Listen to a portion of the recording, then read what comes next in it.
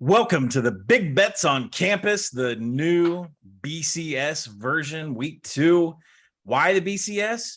Brett, Colin, Stuckey, all three of us are here together. Gentlemen, how'd you do on your week 3 picks? I had a great weekend. It was very everything went well. I think like 11 and 6 on my side. Yeah, this is 2 days later. I'm still wearing this Missouri State shirt. Right. How long are you wearing this Missouri State t-shirt? How long are you going to wear this? I bought 2, so I would have a clean one for this episode. No, it was a good weekend. I'm glad we could get out some winners. Sadly, Fresno State and Nebraska were duds, but more winners than not. But who cares? We're on to the next week. But pretty decent weekend. Yeah, I did horrible on the show, 1 and 5. But if you follow me on the Action Network app, please download it. Actually up 6 units on Saturday. So I'm giving out winners on the show. Unfortunately, not enough. Well, the show was a winner overall. Got Rice in as the best bet. That pulled that in for us. I'm glad that we can start tweeting the owl gif again. Rice is not banned from the show. Rice is not. Yeah, Brett can't use Rice, but Brett can't use Brett. Yeah, no, he still can't. Hey, real quick, I asked our producer Matt to put together our favorite intros into one soundbite. Look, Matt went 13-1 on Sunday and won 43 units somehow. So he probably doesn't work for the company anymore. He's probably in the south of France. So hopefully somebody else can roll into our intros now. Yeah, he's hanging out. Mitchell went 13-1. That's why he wasn't responding to me earlier. Well, I think he copied Raybon's profile. Is that what he did? He just copied everything Raybon 13-1. Yeah. So Stuckey, I'll cut to the chase. I did not rank Kansas. I know you're not going to retweet me until I rank Kansas, but sorry, man. I love the Jayhawks, Rock Chalk Jayhawk, but I can't get there yet. If they beat Duke, they will be up there. If some other teams in the top 25 lose, I will seriously consider them. Well, here's the funny thing. McMurphy submitted his bowl projections and had Oklahoma playing in 2 bowls. I don't even know how many bowls he had Oklahoma State in. If Oklahoma's in 2 bowls, he got Oklahoma in 2 bowls, and Kansas can't get ranked. It's a sad day in Lawrence for the Brett Big 12 bias. There's always next week. I can work on that. How many bowls do you have at Oklahoma in now? They're only in 1 this week. I cut back. Okay. Yeah, they are that good. They could actually be in 2 bowl games. We got that corrected eventually. Is the Rock Chalk fan base going to travel to a bowl game when they actually have prime basketball action going on? I mean, I'm sure it's going to fall the same time Kansas has a huge basketball game. I mean, that could be a dud of a bowl. Kansas probably won't travel, right? No, they're going to come on. This will be the first bowl game in a long time. I've got them projected to the Guaranteed Rate Bowl in Arizona against the Fighting Brett Bielema's of Illinois. So yeah, they will travel, no doubt. Oh, they have just the Kansas offense, by the way, is explosive and it's fun to watch. I hope they don't have to play Illinois. I wouldn't want them to play in a shootout against somebody. But yeah, it's crazy what Lance Leopold has done. I mean, it feels like so long ago when they were number 1 in the country. Right? Weren't they number 1 back in like 2007, 2008? Number 1 or number 2? Yeah, when Mangino was there. Yep. Yeah, and then it's just been nothing but poverty since. So it's nice to see for Kansas fans. It is nice to see. I'll be surprised if he's still there at the end. Go ahead, Brett. What were you going to say? Yeah, I was going to say, look, I love my time at ESPN, but they absolutely dropped the ball on College Game Day. You had one job. How could you not put College Game Day at Duke, Kansas this week? Instead, Tennessee, Florida for the 8th billionth time. So hopefully Kansas will get some more respect, not only on my top 25 ballot, but from College Game Day somewhere down the road. Yeah, well, they've done really good on guest pickers lately. Have been some interesting people that have come up there and really done some duds. One of the best segments in TV college football history is now turned into something that you don't really need to watch. So speaking of Leopold, I'm not sure he's still going to be the coach of Kansas here towards the end of the season. We've already got another firing, Brett. We've already got Herm Edwards being fired down at Arizona State. What was the did he get fired in the end zone? That whole video clip of him walking off? I don't think so. I don't know. I'm not going to, I know Herm very well, but I'm not going to bother him with, hey, can you tell me if you got fired walking off the field or not? I've seen the video. Look, I think what this is telling us is that once you're on the hot seat, you can't get off. You may delay the inevitable, but you can't get off the hot seat. That's why Carl Durrell, he's done by the end of the season. Jeff Collins is done at the end of the season. Brian Harsin is done at the end of the season.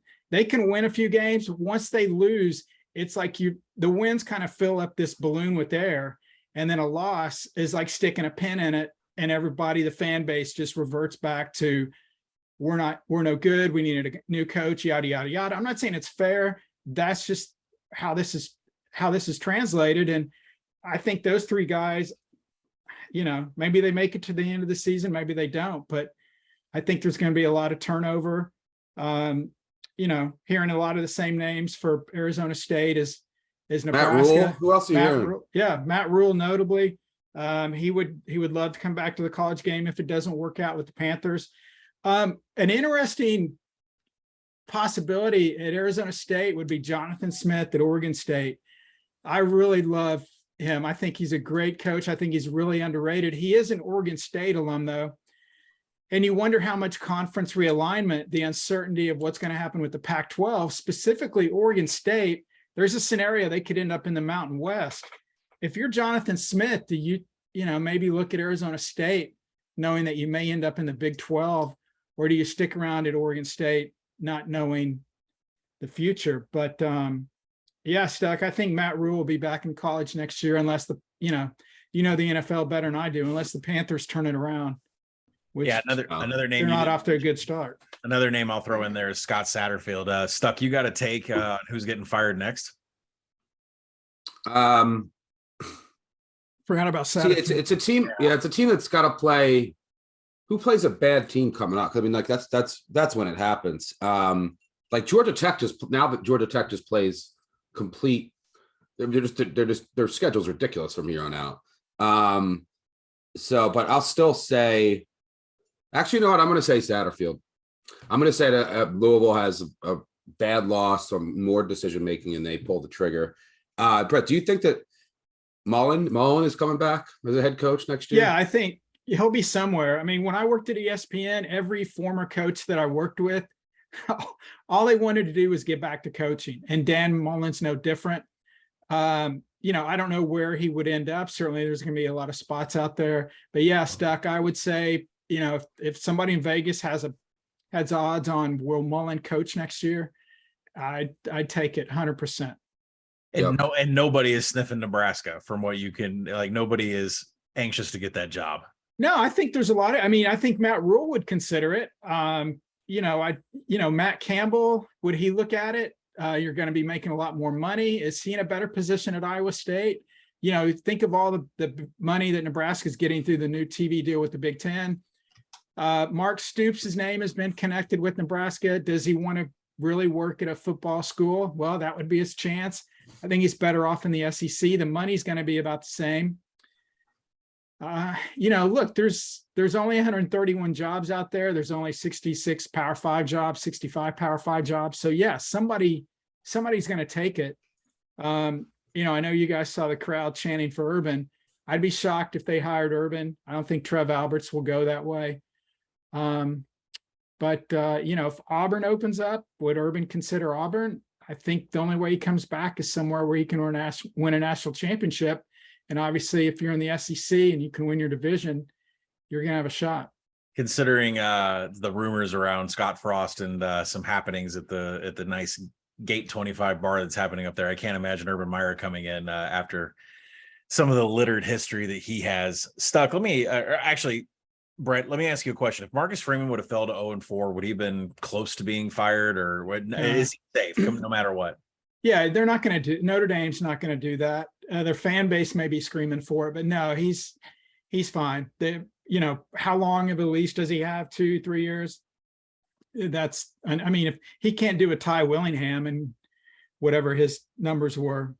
Yeah, because it looks when LSU wins a game and beats, as an underdog, beats Mississippi State and beats them handily, you got to think that rubs the Notre Dame fans the wrong way. Yeah, but yeah, he's going to be fine. He's going to be fine. Jamie Chadwell, I'll throw out that name. I think that's whoever goes and gets him from Coastal. I think he's going to eventually get a big time job, and it would be a great hire. You I think could- Nebraska. That's true. They should say that again. That's who Nebraska should look for. I think. And then the kind of the X factor out there is, does somebody take a shot at Deion Sanders? You know, Yep. question is on the field coaching, but obviously what he can do off the field, the amount of attention that he would bring to a program. Deion Sanders in Atlanta with Georgia Yep. Tech, Yeah. that would probably be pretty impactful, especially for recruiting.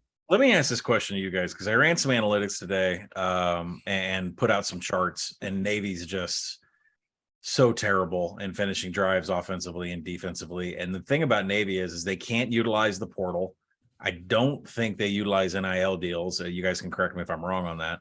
So they're really stuck. Whoever they recruit and get to come to the Naval Academy, that's their players. Now, why is it Army is able to thrive and still win games in this current landscape and Navy cannot? And why But is does Army thriving?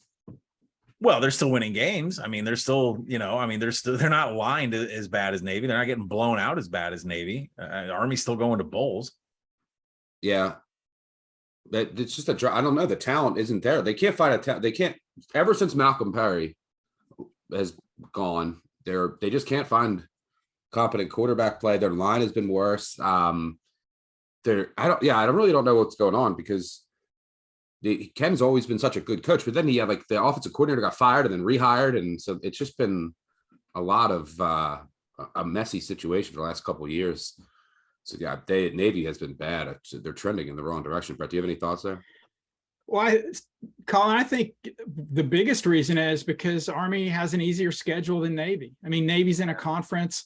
I remember I was covering USF when Army joined Conference USA. They only stayed in the league for 2 years because they could not be competitive in that conference. So you look at Army's schedule, they're playing Villanova, they're playing Colgate, ULM, UConn, UMass. I mean, there's 5 wins right there. So yeah, I mean, obviously the head-to-head games carry a lot more weight between Army and Navy. I just think it's a lot tougher sledding being in the American. Ken Niumatalolo has been there for 16 years. He's done an incredible job, but you bring up a great point. There's restrictions there that other schools don't encounter. Army's the same way. I just think Army benefits from a much easier schedule. And so I think, from 40,000 feet, that's probably why they're doing better. I think if Navy played a lot of those same opponents and was not in a conference, they'd be on level footing with Army. Well, let's go ahead. Con, I got a question for you quick. Your power ratings, you put them out obviously with no, I'm not making fun. No, I know where I hope I know where you're going. Yeah. Well, no, we put them out. We show Colin's power ratings and then Brett's AP top 25. And Brett, you can follow up with what I think that you think that I'm going to ask. But I'm just going to ask you, where do you have, how many points? I think you had Ohio State 1, Bama 2, Georgia 3.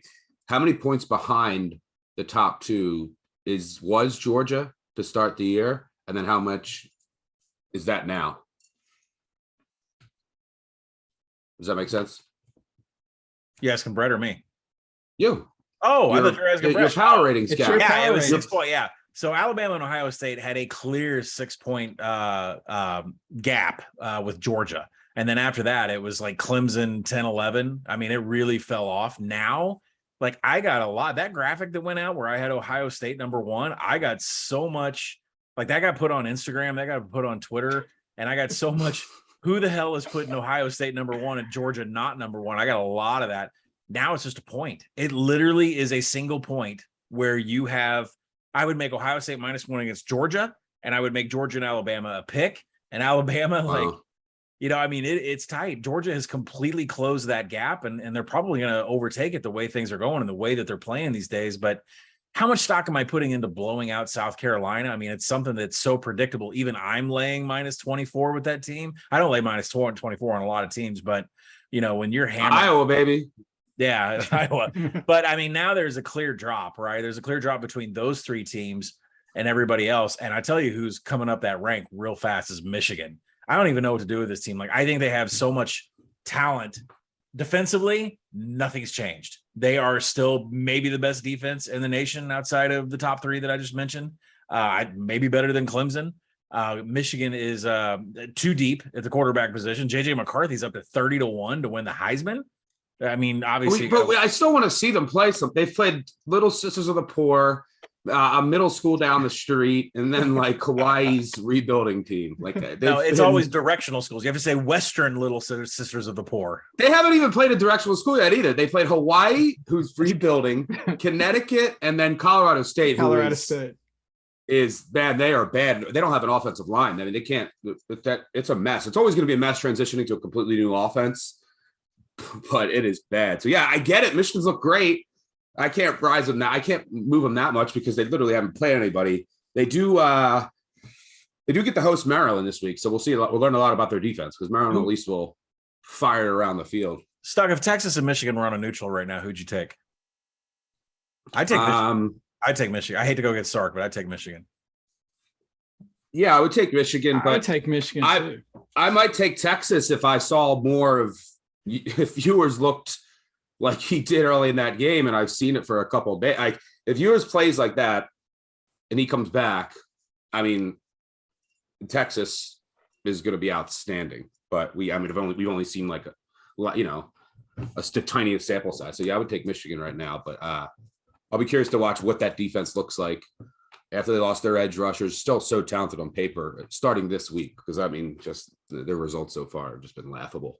Yeah. Ewers practiced yesterday for Texas. I don't think he's going to return this week when they go at Texas Tech, but that's obviously a good sign. He's practicing with Texas. Stuck, who would you rank? Who are your top 3 teams in order right now? Alabama, Ohio State, Georgia.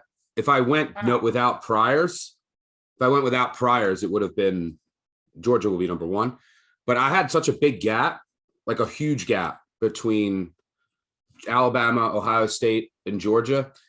And I was arguing way incorrectly, is that I thought that maybe by the end of the year, if Georgia didn't, they were obviously rebuilding.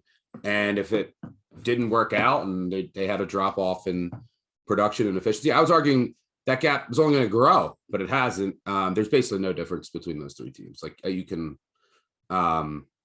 I think I have Alabama and Ohio State is a half-point difference, and then Georgia is 1 point then below. So they're all within 1.5 points to me. So let me pose before we get to Florida, Tennessee this weekend. Right now, the power rating that I have would make Georgia about 13.5 on Tennessee. Now, Stuck, you are the what are you leading the bandwagon of Tennessee these days? And Josh Heupel, yeah, dude. What would you take? 13.5 Georgia, Tennessee.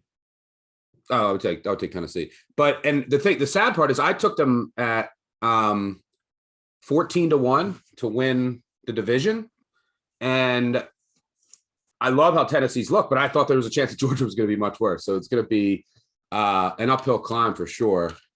Well, that Tennessee offense is just going to need to cook all day and beat Georgia in an absolute shootout. But I would take 2 touchdowns for sure. But it's going to be a lot taller task trying to pull off that upset than I thought it was. That game's at Georgia, by the way. Yep. Yeah, it's going to be even tougher. So, going past that, Brett, right now, you're Oklahoma State. I would power rate them about 6 points behind OU. OU looked, they look good against Nebraska, a lifeless defense going on there. But, we got the full 4 quarters of Dylan Gabriel. We got full 4 quarters of defense. I'm wondering if Venables finally has this rough, tough thing he's been pounding in them all summer, if they're finally starting to have like a blue collar mentality on the defensive side. So do you have being a Big 12 guy, do you have a who's going to win this conference? Yeah. I mean, it really is up for grabs. Well, before the season, when I talked to you guys, I said, I thought Baylor would win, but for a long shot, I would take a chance on TCU. I don't think Baylor's got the quarterback play. I think that was exposed against BYU. Yeah. I think OU's the favorite now. The next 3 weeks, Kansas State, which always gives them trouble, always, even in Norman. At TCU is going to be tricky, and then Texas and Dallas. I think we'll know. And then, of course, Stuck, I know you remember this. I said if Oklahoma State beats Arizona State, take the over on the win totals. So hop in your time machine, go back, play over Oklahoma State win total this year. Lock of the millennium. I love it. Yeah, I wish I did. And by the way, yeah, I think I agree with you on Baylor, and that was my biggest takeaway from the BYU game is not only the quarterback play, but just the weapons on the outside. They're just lacking playmakers on offense. So they can't really do anything against BYU. And then that looks much more troubling when you see BYU just, get shredded by Oregon and give up 41 points. So yeah, I'd be worried about the Baylor offense. I don't know who's going to win. I think Texas. I mean, that's what I have a bet on. If Ewers comes back and looks great, give me Texas. But Oklahoma looks great. Are you guys buying the Gabriel? I mean, we're Heisman voters. Heisman hype. Is there someone else that you're interested in? Obviously, Stroud they put up 77 on Toledo. What are your thoughts there on the Heisman? Well, I'll say Bryce Young falling to 5-1 is like kind of what we kind of called for, what we forecasted for this season, not only on this pod last week, but during the summer. So the question is who is going to join, CJ Stroud and Caleb Williams in New York as of right now. Right. And I think Dylan Gabriel's up there. The other one is Stetson Bennett. To me, it's Stetson Bennett and Dylan Gabriel had tied head to head about who's going to be in that third spot in New York. Brett, do you agree? I should have taken the time machine back and bet Brett's preseason Bennett Heisman 100-1. I know. Stetson, look, I don't think I know this, this doesn't follow the narrative. What's going on right now has no impact on the Heisman. The Heisman's decided the last 3 weeks of the year. Now with everybody forgetting about what's happened the first 9 or 10 weeks. When you ask me about Stetson Bennett and Dylan Gabriel, I think Stetson Bennett's got a much better chance. Is he a better player? Will he have better numbers? Not necessarily, but he's on a better team. They've got a better shot at 13-0 than Oklahoma. And yeah, that's not fair, but I think a lot of voters take that into consideration. I've mentioned that before. That's why I think Stetson Bennett, 13-0, if they beat Alabama, I think he would definitely be in New York in that scenario. And I think he's got a shot to do it. Caleb Williams is going to be fascinating because is he going to be penalized for being, hey, one of the Lincoln Riley's guys? He's part of the system. Look at all the guys that Lincoln Riley's coach that's made it to New York. Will that help or hurt him? Who knows? Stuck. I know you and Colin mentioned on the podcast, if USC continues this turnover luck and they end up the year plus 50 in turnovers, then they're going to win the national title. So at some point they got to have some regression, but until they do, I mean, Caleb Williams is up there at the top too. And their offense looks so good. Like I didn't think it was going to be this crisp this early. But they're just flying up and down the field, but they still don't have a defense. You're joining me for Oregon State +7, right? I put that in a couple hours ago. You're gonna join me on the 7 with the Beavs up in Corvallis. Yeah, we are. I'll put that in right now. We're betting against USC every week. It's painful, Stuck. It's painful. Yeah. Hey, we'll be hearing from we'll be hearing from the Fight On crowd of the voicemails this weekend again. Yeah, you're one guy. Keep fading him. Is there any chance that thing keeps going up? No, actually, it came down. It touched 7, went back down to 6.5. It should settle at 6.5, but there's just people out there that are going to read what Oregon State does on the ground, even with Lowe, not there for the running backs. So they've got 2 other running backs that were getting more carries than him. They're just going to be able to slice through the front of USC. But, right now the USC offense is just unstoppable. And I don't expect Oregon State to stop them. I just need Oregon State, who is one of the best teams in the nation, and havoc allowed. They don't hurt themselves. They don't allow the other team to play behind the line of scrimmage. If the turnovers stop, then a team can go score for score with USC. And so I expect Oregon State to do that. I don't see a 7 out there now, so I'm going to wait. I will be on them, but I'm going to wait to see if I should have been paying a closer attention earlier today, but I didn't. But yeah, I'm going to be on it. We'll be, when is that? 9:30 p.m. Eastern. Yeah, we'll be late night rooting against USC again. Too busy listening to Petrino's press conference this morning. Is that what you were doing? We actually had a personal call. We were reviewing the film and the special teams blunder late that cost Missouri State the game, but he was proud of the effort. Oh man, I'll save it for our podcast later in the week. I almost feel like Pittman and Bryles, all of them scripted a 3/4 of vanilla just to get their team behind to see what they're made of. I don't know. I'm so far in my head about that game. All right. Brett, do you think on October 15th, it's less than a month away? What do you think Colin's going to do that week? He's going to take a second mortgage out on his house. Is he going to go to the bank and get some loans for when Utah hosts USC? Is that going to be Colin's biggest play of all time? It certainly will if SC is not committed a turnover before then, and maybe they won't. He loves Utah. Utah's my pick to win it before the season. Yeah, all day with Rice Eccles. All right, before we get out of here and talk a little college football playoff, Brett, Mr. Sources himself, has some trivia for us. Mr. That's McMurphy, right, guys. it's all up on you. So look, each week I will ask you guys a college football question. Whoever ends up with the most points at the end of the year, I will send you your choice of this beautiful Iowa Reporter's Notebook. It's got 7 football players on it. Yes, only 2 of them are on offense. And it includes, of course, it includes punter Torrey Taylor. So it's your choice of that Iowa notebook or this beautiful official banner flag from the 2022 National Championship game in Indianapolis. We're calling this thing the Sources Stumper until we can come up with a better name. Hopefully we can. Stucky, you won the coin flip backstage. So you guess first. No Google, remember, no Googling. So here we go. Of course. 2 weeks ago, when number 1 Alabama beat Texas, the Crimson Tide dropped the following week in the AP rankings, while unranked Texas moved into the top 25. My question is, before Bama, Texas, what was the last time this happened, and what were the teams? I'll give you one hint. You guys both were alive when this game was played. So the last time that a 1 lost and a number 1 team won the game, but dropped in the poll, and their opponent was not ranked at the time of the game, but moved into the top 25 by losing to the number 1 team. And the only hint is since you both were alive when this game was played. Yeah. If I'll give you another hint if you guys get a do you know guesses.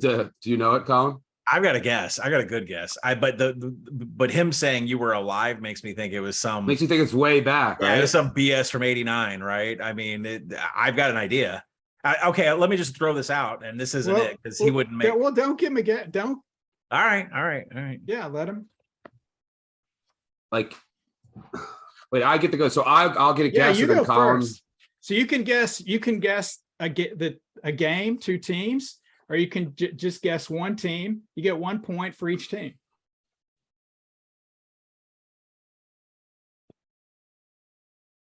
So obviously one team was ranked number 1 in the country. Yeah, of course. I'm going to say Notre Dame. That's incorrect. Colin? So my guess is that last year Alabama was number 1 and Arkansas almost beat them. And Arkansas was hovering between 20 and 30 the entire year.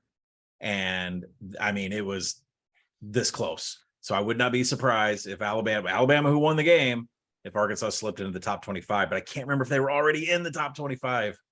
It was close. Is that it? Stuck, you're up. You want another hint? Sure. It was a conference game.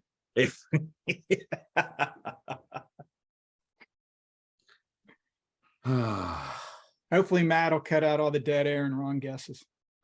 Oh, we will.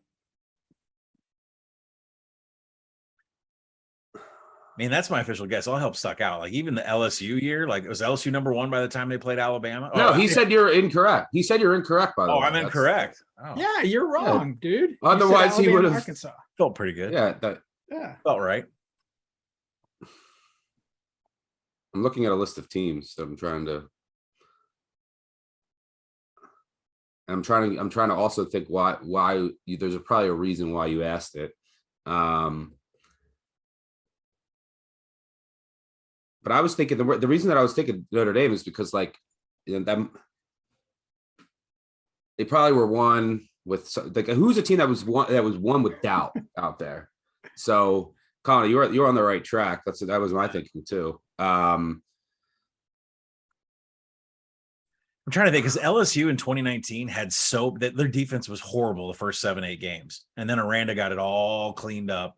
So I'm trying to think if like they let someone hang around there that got into the top 25, right? And that's escaping me too. I'm trying to think of all the national champions and who was ranked number 1 those seasons. Like Clemson never allowed anybody on their schedule to get in. I'm going to say Oklahoma. Not correct. Colin, who's your guess? So we're gonna guess who the number 1 team was, right? Or you can guess the Either team one. that lost. And it's not Alabama. No, it's not Alabama. It's not Arkansas. All right, so I need a fluky number 1. I'll go with Mississippi State. Stucky, you're up. You want another hint, or you guys want to guess one more? I'm gonna take the Dak Prescott Mississippi State. No, it's wrong. No, that's wrong. So you do want another hint? Yeah, sure. Man, this will probably give it away. A prominent player involved in this game later went on to be a head football coach. Like I immediately thought of Heupel and OU, but he said no on OU. So, Colin, you can't guess till Stuck goes, man. oh Yeah, I already guessed Oklahoma. A prominent player in this game, after his playing days were over, became a college head football coach at the FBS level. Colin, don't say anything. Stuck's up.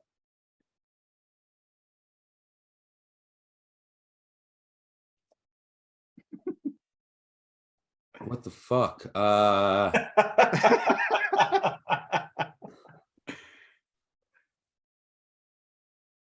got a quick Tennessee, Florida story when we get done. I'm going to say Florida State. No, Colin, you're up. Is it oh my God. It's not Lashley.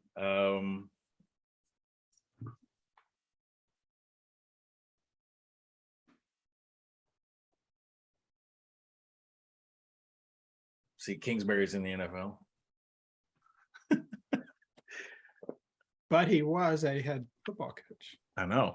No, I can't even think of it right now. I mean, I am so on Josh Heupel after you gave that hint right now.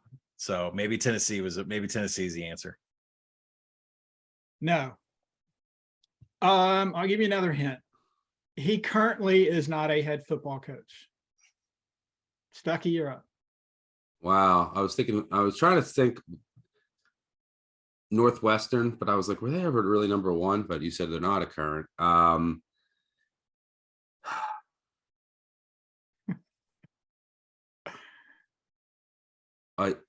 He was a prominent player, you said? Oh, I got Prominent player in the game, in this game.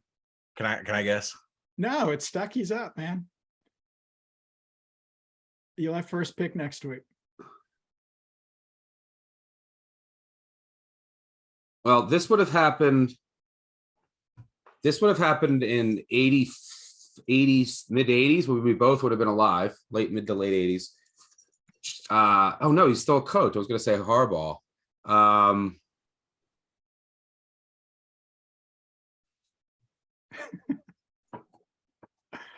man.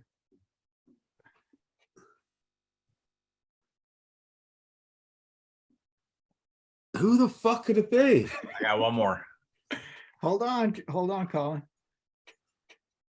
Unless Stuck wants to give you a guess, then Stuck gets 2 guesses.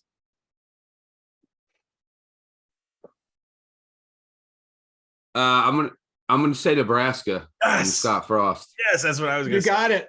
You got it. Who is the team? Who is the opponent? Ohio State. No, don't say anything, Colin. Oh shit. I'm gonna say Oklahoma State. No, wrong. Colin, who is the opponent? Kansas State. Nope. That's what I was gonna Stucky, say. who is the opponent?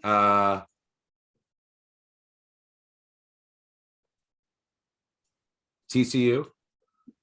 No. Colin, who is the opponent? TCU is in the whack. Give me Oh yeah, this is way back. It's a conference game, Kansas. I'll keep going through the Big Oh. Eight until I get there. Stuck. Who was the opponent? Texas. Colin, who was the opponent? Texas was in the Southwest Conference. They were never in the Big Eight. Same thing with Texas Tech. So we're gonna have to go Colorado. Stuck. Who was the opponent? Missouri. Yes. Oh, 1997. 3rd and 10, 7 seconds left. Scott Frost throws a pass, bounces off Shevin Wiggins' chest. The ball's kicked in the air. Deflected ball caught by Matt Davidson. Nebraska wins in OT. Huskers drop to number 3 next week. Mizzou is ranked number 25 the following week. Was that the only time or just the last time? The last time. Besides what just happened. Besides, That was a good one. Stuck, you're up on the leaderboard 2-0. Real quick, a Tennessee Florida story. If it's boring, Matt will cut it out. We mentioned that Kansas and Duke did not get game day. My experience with the Florida Tennessee game, I was there in 1996. It was a largest crowd in the history of college football. 107,608 people were there. Florida won 35-29. Danny Werfel, Riddell Anthony, Peyton Manning. I'm working with the Tampa Tribune. The game started at 3:30. After the game, I leave with another reporter that I worked with and our sports editor, Tom McEwen. We are literally the last people to leave the stadium after midnight, writing all our stuff for a newspaper. I'm sure nobody out there remembers what a newspaper was. As we leave the stadium, we have to get security to let us out. They had locked the gates. And Tom McEwen, who was my sports editor at the Tampa Tribune, says, McMurphy, do you know there was a record 107,000 people here at Neyland Stadium? McMurphy, did you know there were a record 107,000 people at Neyland Stadium today? We're the last 3 motherfuckers to leave. So he was not happy. Part 2 of that was the night before. My reporter buddy of mine from the Tampa Tribune, we went to the Waffle House after a few cocktails.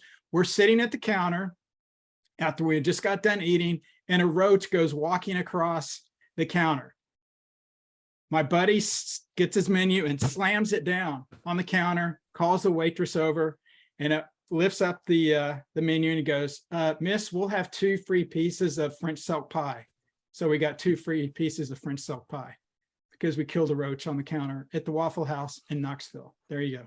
Waffle House is By the way, spot. By the way, Brett, I got a trivia question for you. This is really random, but TCU SMU will probably break you were talking about crowds, will probably break the Ford Stadium record this year. Which game has the Ford Stadium record? So it's not TCU SMU. Nope. That's second. There's TCU Boise State. Nope. It was the 2010 Armed Forces Bowl between Army and SMU. Oh, wow. It's a 37,000.